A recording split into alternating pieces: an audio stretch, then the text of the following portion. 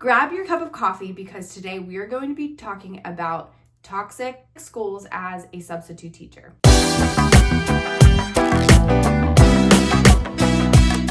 Okay, so I'm so happy that you're here. My name is Alexa if you are new, and being in a toxic school is drowning. Now, anything toxic is just not fun.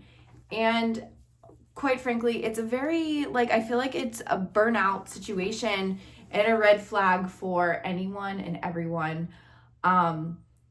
Think about it. When you have toxic people in your life, it's exhausting. And you just need to cut them out of your life to know how much life is better without them. It's just the way it is. And I will be truthful that in your district, you are going to find schools that are toxic, or you are going to find a group of people at work that are toxic. It's not your fault. And it's just, unfortunately, it's just the way it is. But this video, I'm going to help you figure out how to deal when you are in a situation where you're just a day-to-day sub, or maybe you are a long-term substitute teacher and you just don't know what to do with all this toxicity around you. So let's get started. One is set boundaries early. So make sure that you know your limits. I talked about this in a different video that I will link down below, but think of everybody in a hula hoop, okay? Everyone walks around with this invisible hula hoop, and it's everything inside of your hula hoop is what makes you happy. And when someone bumps into you, you're like, hey, you're overstepping your boundaries.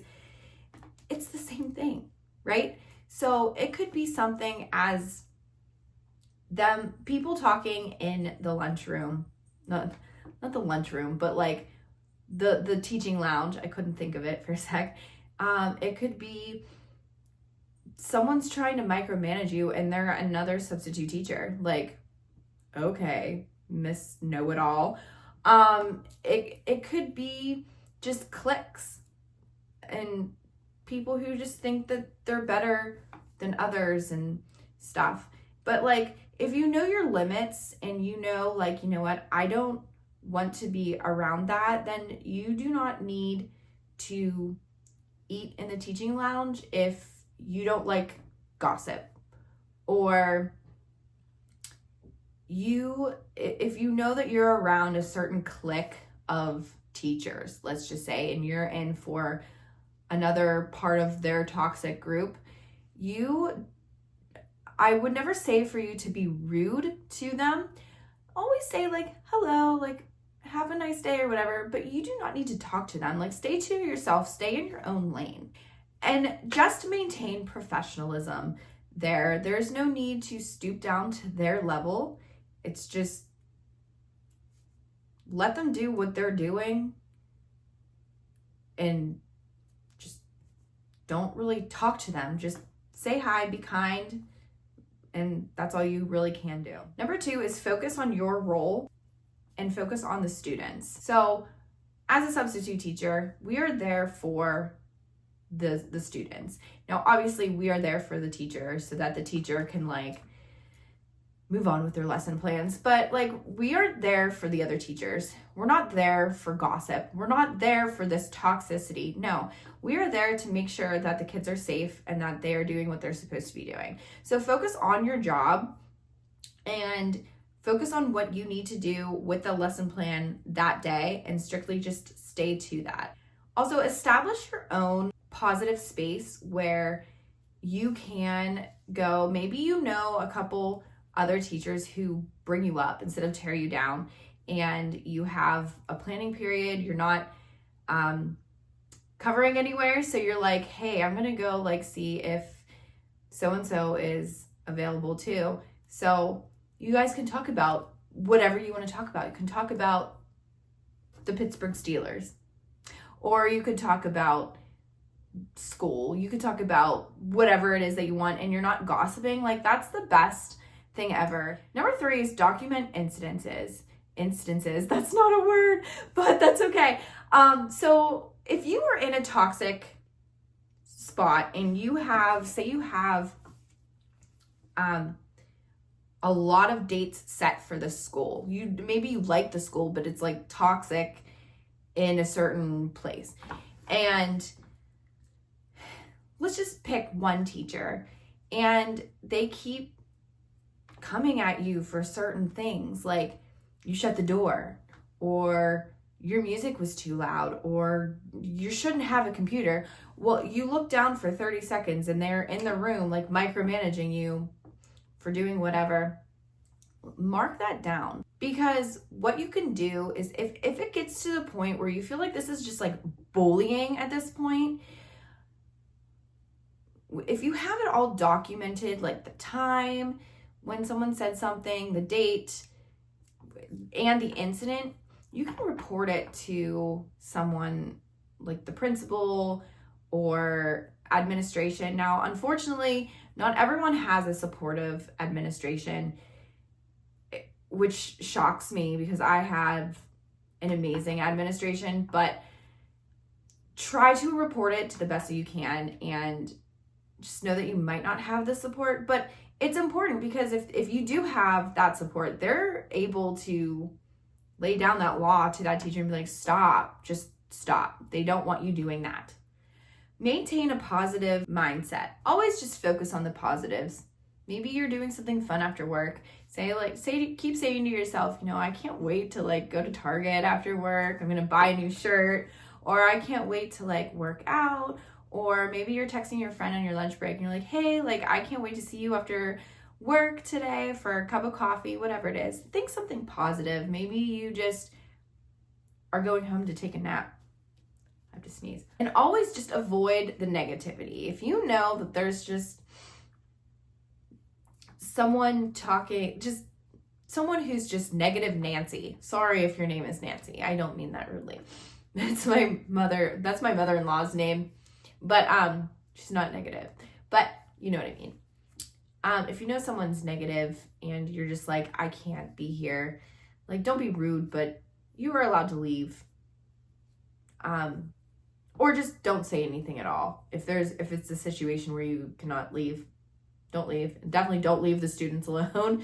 But just don't engage in it, and just keep thinking positive thoughts. That's really hard to say. It's like, I don't really know what else to say with that, but like, that's all you can do, is just, maybe you just want to think of happy thoughts, and you're just like, I just want to be at the beach right now. I'm at the beach in my head mentally.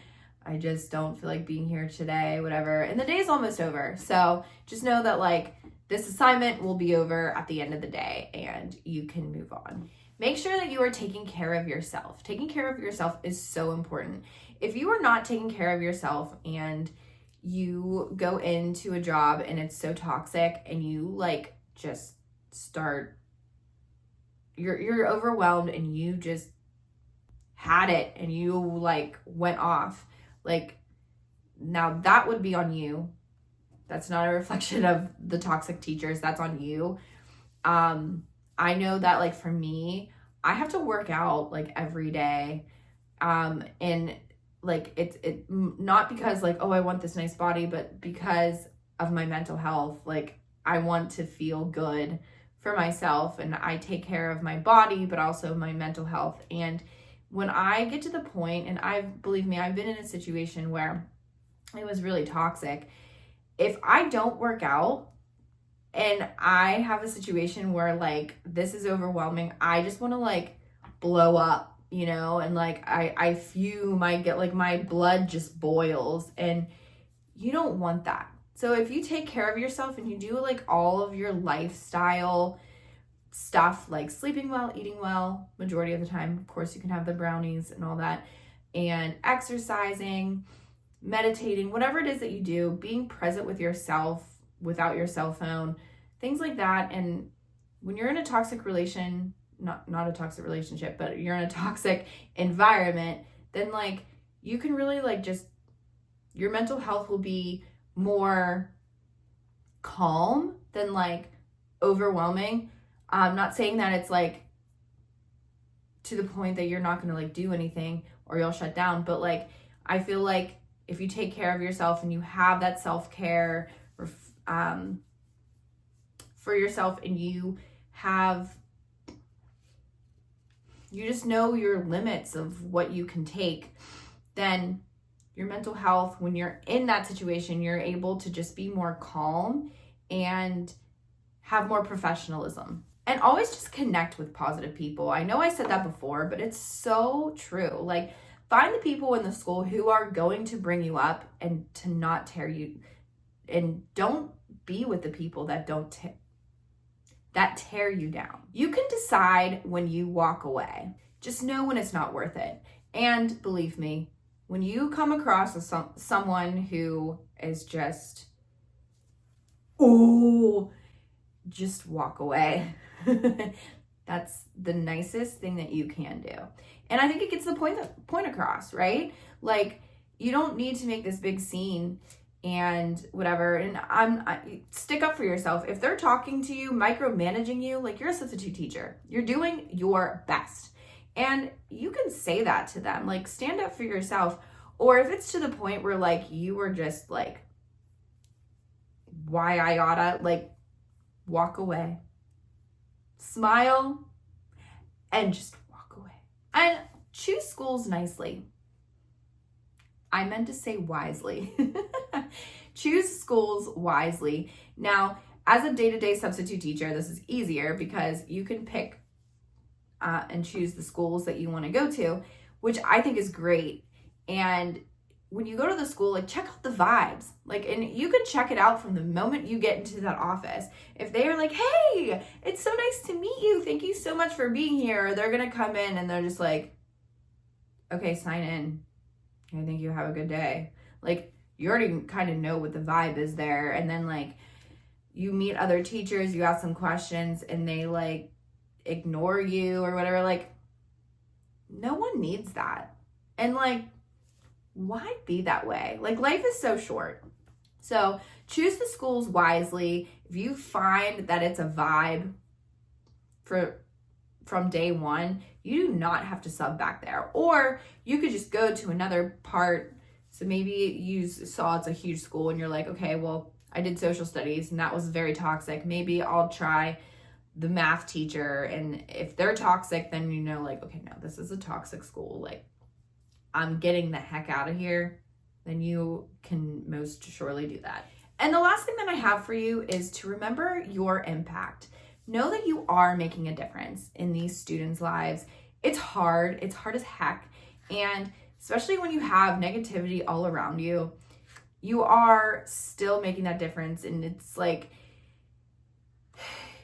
you don't feel it all the time. This is just a job where you just don't feel like you are doing the cliche thing of what teachers and people who work with kids is. They want to make a difference. You don't know. You don't know. But really you are, and you're a huge difference maker in that teacher's life and all of the students. And make sure that you focus on your goals. Just focus on you, focus on being the best substitute teacher that you can be, and that's all that is asked of you. I hope that this video helps you with when you are in a toxic school, and I hope you can get out of that toxic school. But remember that you just should be professional and make sure that you set your boundaries early. I will see you in the next video.